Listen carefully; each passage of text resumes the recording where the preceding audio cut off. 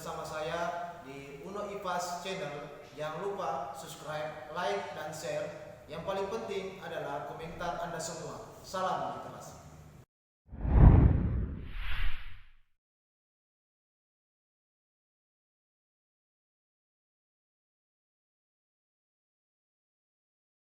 Assalamualaikum warahmatullahi wabarakatuh. Perkenalkan, nama saya Mutiara.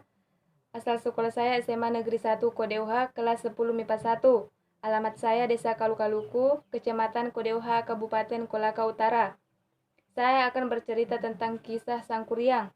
Pada zaman dahulu, tinggallah seorang anak laki-laki yang bernama Sangkuriang dan bersama ibunya yang bernama Dayang Sumbi dan seekor binatang peliharaannya yang bernama Situmang yang merupakan titisan dewa. Mereka tinggal di sebuah hutan tempat berburunya. Pada suatu hari, Dayang Sumbi ingin sekali memakan jantung rusa. Ia pun menyuruh Sangkuriang untuk berburu. Sangkuriang pun pergi berburu bersama Situmang untuk mencari jantung rusa tersebut. Sangkuriang pun tidak melihat seekor rusa pun di dalam hutan tersebut. Lalu Sangkuriang terus berjalan hingga ia menemukan seekor babi hutan yang bernama Wahyuwang yang merupakan sahabat dari Situmang. Sangkuriang pun mengarahkan anak panahnya kepada Wahyuwang. Lalu Wahyuwang berlari dan Sangkuriang menyuruh Situmang untuk mengejarnya, tetapi Situmang tidak hendak mengejarnya karena itu merupakan sahabatnya. Sangkuriang pun marah kepada Situmang hingga ia memanahnya sampai Situmang tewas. Lalu Sangkuriang membawa jantung Situmang pulang untuk diberikan kepada ibunya. Sangkuriang pun berkata bahwa ini adalah jantung rusa hasil buruan saya. Lama-kelamaan Dayang Sumbi merasa curiga kepada Sangkuriang kenapa Situmang tidak ikut pulang bersamanya. Lalu Dayang Sumbi pun mengetahui bahwa jantung yang telah dimakannya adalah jantung Situmang. Dayang Sumbi merasa marah besar dan ia memukul Sangkuriang sampai jidat Sangkuriang terluka dan ia mengusir Sangkuriang pergi dari rumahnya. Sangkuriang pun pergi dari rumah entah kemana dan selama bertahun-tahun mereka bertemu lagi di sebuah hutan. Sangkuriang sudah nampak dewasa, gagah, dan berani.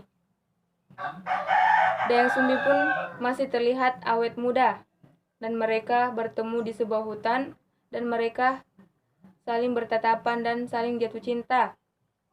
Mereka pulang di sebuah rumah Dayang Sumbi dan Sangkuriang tidak mengingat semua itu. Sangkuriang pun duduk di hadapan Dayang Sumbi dan memperhatikan Dayang Sumbi. Dayang Sumbi pun hadapan Dayang Sumbi dan memperhatikan Dayang Sumbi. Dayang Sumbi pun melihat sebekas luka di kepala Sangkuriang dan mengingat bahwa dia pernah memukul Sangkuriang di jidatnya. Dayang Sumbi pun sadar bahwa itu adalah Sangkuriang. Dayang Sumbi ingin menjauhi Sangkuriang karena itu adalah anaknya, tetapi ia memikirkan bagaimana caranya. Dayang Sumbi pun mempunyai ide, yaitu memberikan persyaratan kepada Sangkuriang kalau dia ingin menikahinya, dia harus membuat satu danau dan diisi dengan sebuah kapal yang sangat besar. Sangkuriang pun menerimanya dan segera membuat danau dan kapal tersebut dan dia dibantu oleh makhluk halus. Dayang Sumbi pun bingung bagaimana cara menggagalkan rencana mereka. Kemudian hari demi hari Sangkuriang pun mengerjakan danau itu bersama makhluk halus tersebut.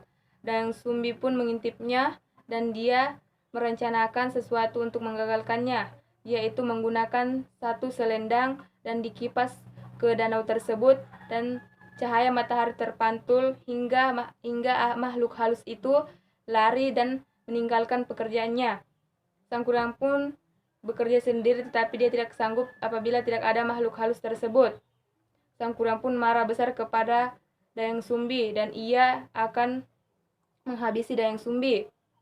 Tetapi ada sebuah gelombang dari danau tersebut dan sang kuryang pun masuk ke dalam alam gaib. Sekian dari saya.